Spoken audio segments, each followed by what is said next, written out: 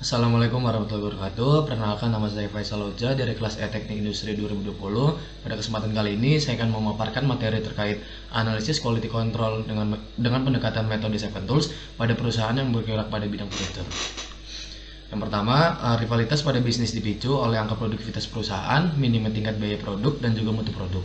Agar mutu produk dapat diproduksi dengan tetap konstan, tuntutan pasar, kontrol kualitas perlu diterapkan pada proses operasi.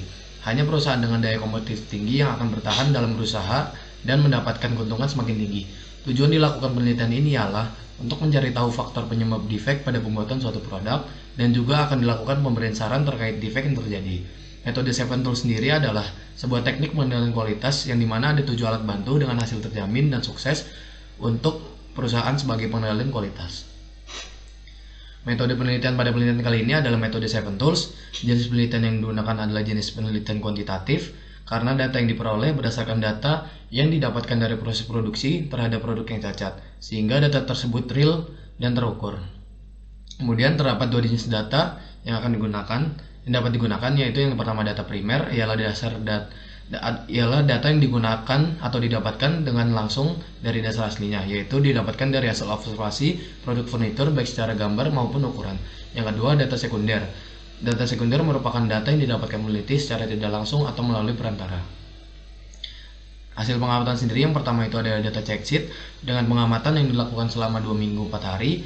Untuk hasil yang didapatkan adalah presentasi cacat senilai 671,2%, kemudian rata-rata per jamnya itu 37,3%. Untuk hasil pengamatan pada rancar sendiri, untuk nilai approx p-value for plastering senilai 0,034, mixture senilai 0,966, kemudian trend senilai 0,939, dan juga oscillation senilai 0,061.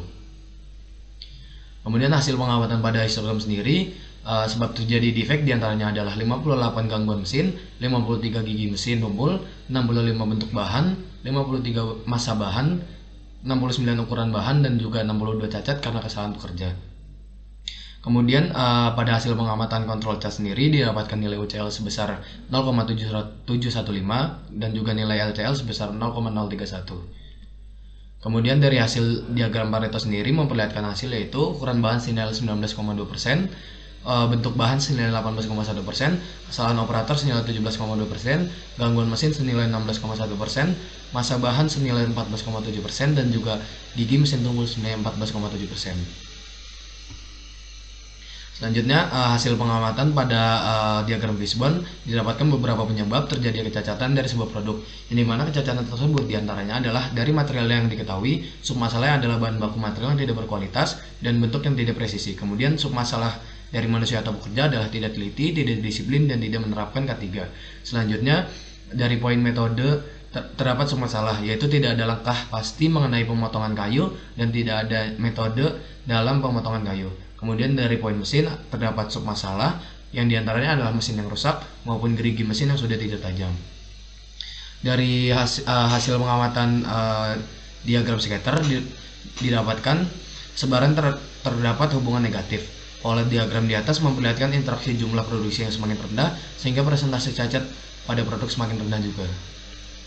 Untuk kesimpulannya, dari masalah-masalah yang didapatkan pada metode 7 Tools sendiri, maka dapat dilakukan perbaikan, yaitu dapat dilakukan pelatihan bagi pekerja agar produk yang dihasilkan tidak terjadi defect. Mesin dilakukan perawatan secara berkala dan teratur, melakukan pergantian mesin yang sudah tidak optimal atau sudah tidak layak pakai, dan juga memilih bahan baku material yang berkualitas dan mempunyai bentuk yang presisi. Mungkin sekian yang dapat saya presentasikan, kurang lebih mohon maaf. Wassalamualaikum warahmatullahi wabarakatuh.